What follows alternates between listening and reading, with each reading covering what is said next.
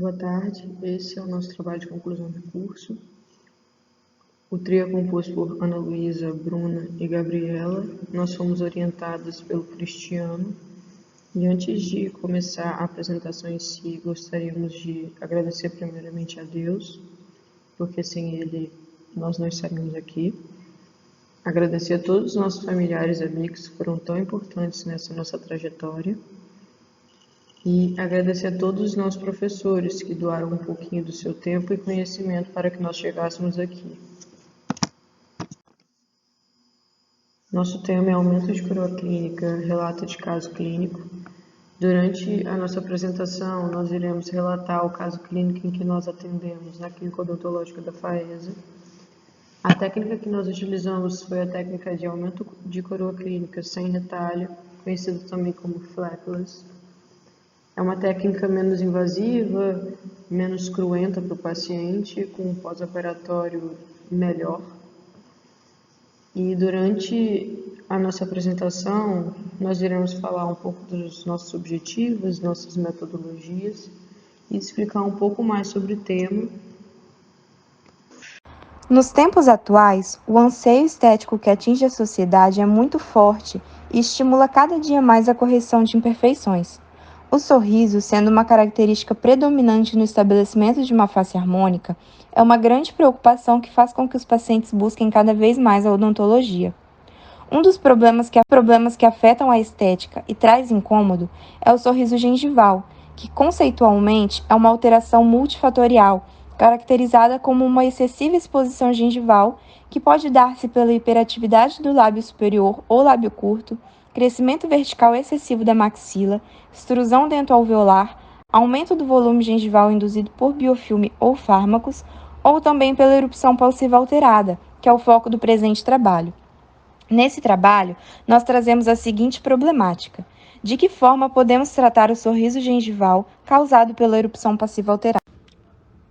Os objetivos do presente trabalho foi revisar a literatura, relatar o passo a passo da cirurgia com a técnica flapless, que é a técnica sem retalho cirúrgico, descrever os procedimentos terapêuticos do aumento de coroa clínica a fim de um sorriso mais bonito esteticamente, apresentar as características do sorriso gengival, apresentado pela erupção passiva alterada, e apresentar um relato de casos sobre aumento de coroa clínica sem retalho.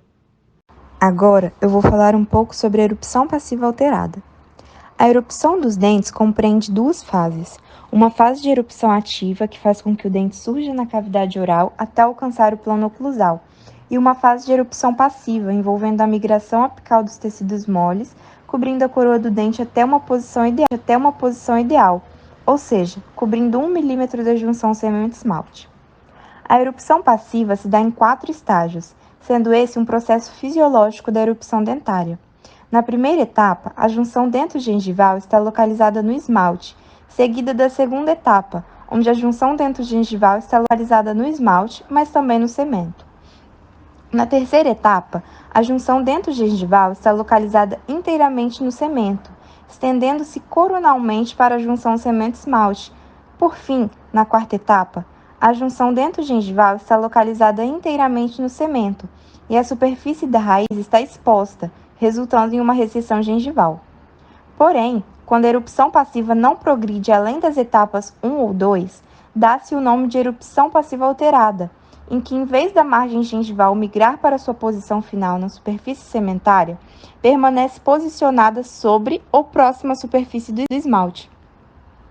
Poucos estudos avaliaram a causa de tal interrupção das fases de erupção, mas a literatura aponta alguns fatores, como a presença de gengivas espessas e fibróticas que tendem a migrar mais lentamente durante a fase passiva, a interferência interoclusal por parte dos tecidos moles durante a erupção e até mesmo certa tendência hereditária em famílias com indivíduos apresentando erupção passiva alterada. A erupção passiva alterada é classificada em 2 tipos distintos. Tipo 1, onde há uma quantidade excessiva de tecido queratinizado, medido a partir da margem gengival livre até a linha mucogengival. Tipo 2, onde há uma dimensão reduzida de tecido queratinizado, quando medido da margem gengival livre até a linha mucogengival. Os tipos ainda são divididos em duas subcategorias, subtipos A e B, que dependem da relação da crista óssea com a junção semente-esmalte do dente. Na subcategoria A, existe espaço suficiente para a inserção do tecido conjuntivo gengival, pois a distância entre a junção semente-esmalte e a crista óssea é igual ou maior que 2 milímetros, não necessitando de retalho e osteoplastia para correção, o que não acontece na subcategoria B, onde o espaço para a inserção do tecido conjuntivo gengival é diminuída, devido à distância entre a crista óssea e a junção semente-esmalte ser menor que 2 milímetros, sendo necessário, assim, a cirurgia com retalho e osteoplastia.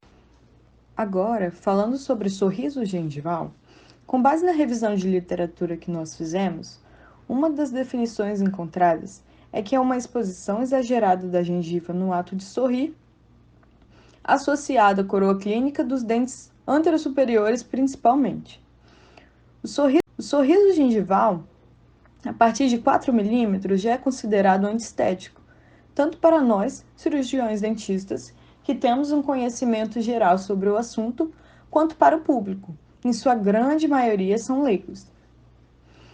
E como as pessoas que possuem o sorriso gengival tendem a ter um sorriso programado, em uma conversa descontraída, em um momento de espontaneidade, eles acabam soltando um sorriso que dá a impressão de ser um sorriso forçado. O mesmo pode ter várias causas, as quais eu vou citar algumas no próximo slide. Possíveis causas do sorriso gengival. Então, a erupção passiva alterada, que é o que a nossa paciente do relato de caso possui, por isso fizemos a cirurgia com a técnica flapless nela, e citamos durante o trabalho quando realizamos a pesquisa para a revisão de literatura. O excessivo crescimento vertical da face, a qual muitos pacientes possuem.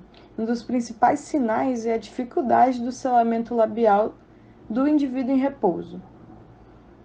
A projeção horizontal maxilar, que seria a classe 2, divisão 1, segunda classificação de Engel, a erupção atípica dos dentes superiores, os lábios superiores quando são mais curtos do que o normal, e pacientes que elevam mais o lábio superior quando sorriem. Sobre o tratamento do sorriso gengival, uma das indicações é para pacientes que possuem exposição excessiva da gengiva durante o sorriso, como já foi citado aqui várias vezes no trabalho. Para o êxito desse tratamento, é necessário um diagnóstico preciso realizado pelo cirurgião dentista e uma escolha adequada da terapêutica que será utilizada. Importante citar que o cirurgião dentista sempre deve possuir fundamentos sobre a anatomia do periodonto, estética facial e relação entre os lábios, dentes e tecido gengival. No presente trabalho, realizamos o aumento de coroa clínica da paciente do nosso relato de caso, como a Ana já citou no início do trabalho, com a técnica sem elevação de retalho cirúrgico, também chamada de técnica flapless. Esse aumento de coroa clínica é uma remodelação do tecido gengival com um contorno fisiológico, devolvendo um sorriso harmônico para o paciente. É um tratamento minimamente invasivo que conserva o periósteo. A importância dessa proteção é evitar problemas, como, por exemplo, a recessão gengival. E, além disso, essa preservação ajuda a manter resultados previsíveis pós-cirurgias. A técnica também proporciona um maior suprimento sanguíneo ao tecido, diminui a reabsorção óssea, colabora para a cicatrização desses tecidos. Também possui um pós-operatório mais rápido e confortável para o paciente. O aumento de coroa clínica também possui uma proporção significativa de gengiva queratinizada. Em região estética, é uma cirurgia ressectiva considerada de fácil execução, tendo resultados previsíveis e aceitáveis. Também tem um objetivo de manutenção ou recuperação do espaço biológico. A técnica de cirurgia periodontal sem retalho é indicada para pacientes com biotipo periodontal fino e intermediário. Vale frisar também que em pacientes com biotipo periodontal espesso é contraindicada essa técnica flapless, porque nesse caso tem uma necessidade de um ajuste ósseo, porque esse paciente vai ter um volume de osso muito grande. Metodologia. Nesse trabalho, iremos analisar um caso clínico provindo da Clínica Odontológica do Centro Universitário FAESA, em que o paciente necessitou ter a presença do sorriso gengival com erupção passiva alterada, maior de 18 anos e que leu e concordou com o termo de consentimento livre e esclarecido e consentiu com o plano de tratamento apresentado. Após a análise de todos esses quesitos, foi feita a anamnese, onde foi necessário observar principalmente os hábitos de higiene oral e condição sistêmica. Falando um pouquinho agora sobre a nossa paciente leucoderma, sexo feminino, sem alterações sistêmicas, 25 anos. Essa paciente já estava há algum tempo na disciplina de prática clínica 1, onde os nossos colegas estavam realizando um preparo para a coroa total no molar inferior dela. A queixa principal da paciente era preciso fazer uma coroa justamente no dente que estava sendo preparado. E quando nós a encontramos, questionamos ela sobre o sorriso dela. E ela mostrou interesse em melhorar a estética do sorriso. Foi então que sugerimos a ela uma cirurgia de aumento de coroa clínica, o que melhoraria a harmonia entre o contorno do dente e a aparência do sorriso dela. Quando nós realizamos uma avaliação clínica com sonda milimetrada nela, nós observamos uma profundidade de sondagem variando entre 1 e 2 milímetros. Essa foto ao lado mostra a aparência inicial do sorriso da nossa paciente. Bom, como eu estava dizendo, nós realizamos então essa avaliação clínica com a sonda milimetrada. Foi então que encontramos essa faixa maior de 2 milímetros de tecido queratinizado da margem gengival livre até a junção cimento-esmalte e também encontramos mais de 2 milímetros de distância da crista óssea até a junção cimento-esmalte. Foi então que chegamos ao diagnóstico da nossa paciente, que era a erupção passiva alterada, que correspondia à classificação tipo 1, subdivisão A.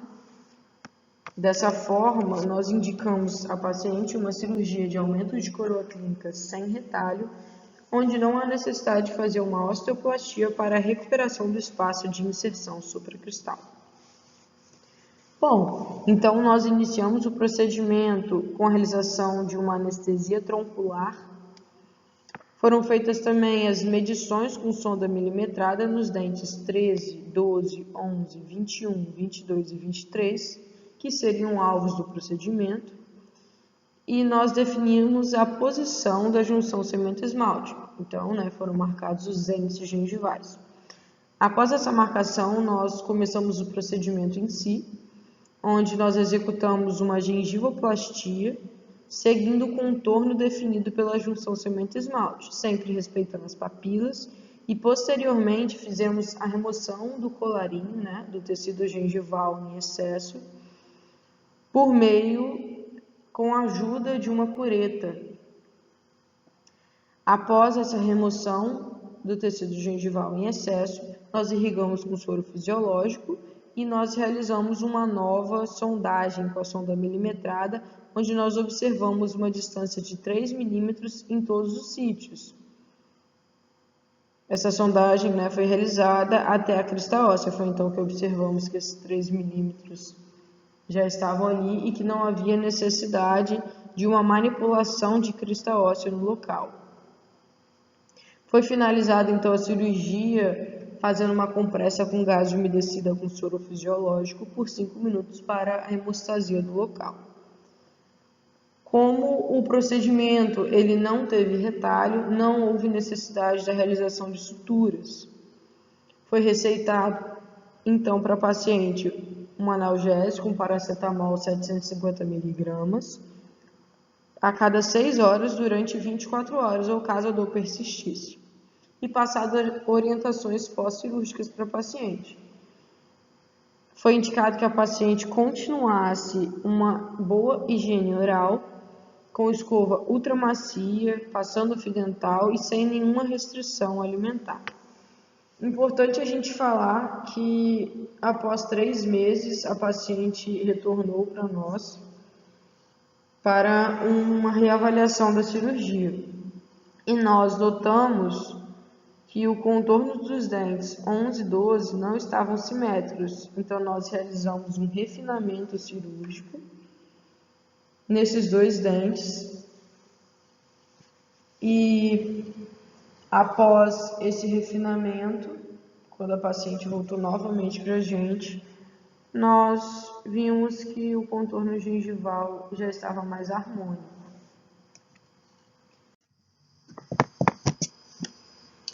Bom, na primeira imagem, nós vemos como que a paciente chegou até nós.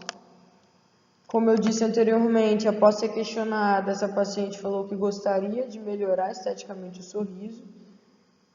E podemos observar um contorno gengival desarmônico nessa primeira imagem. Na segunda imagem, após o procedimento cirúrgico e refinamento do procedimento, nós podemos observar uma margem gengival mais harmônica,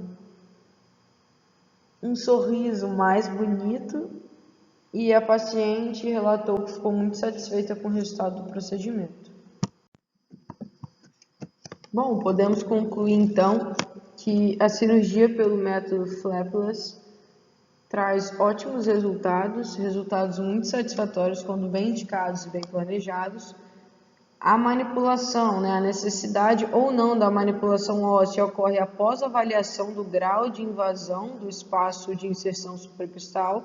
No nosso caso, no caso clínico apresentado, não houve, portanto, a necessidade desse tipo de procedimento, pois após uma nova sondagem, após a realização do procedimento, nós encontramos o valor necessário de 3 milímetros entre a junção cemento-esmalte e a crista óssea da paciente. Após o procedimento cirúrgico foi observada então uma melhor harmonia do contorno das coroas clínicas e uma melhor relação dessas coroas clínicas, dos contornos da coroa clínica, com as linhas de sorriso da paciente. A paciente não relatou qualquer desconforto pós-operatório e teve suas expectativas atendidas.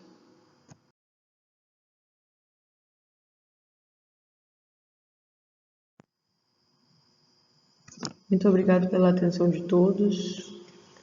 Espero que vocês tenham gostado da nossa apresentação e uma boa tarde.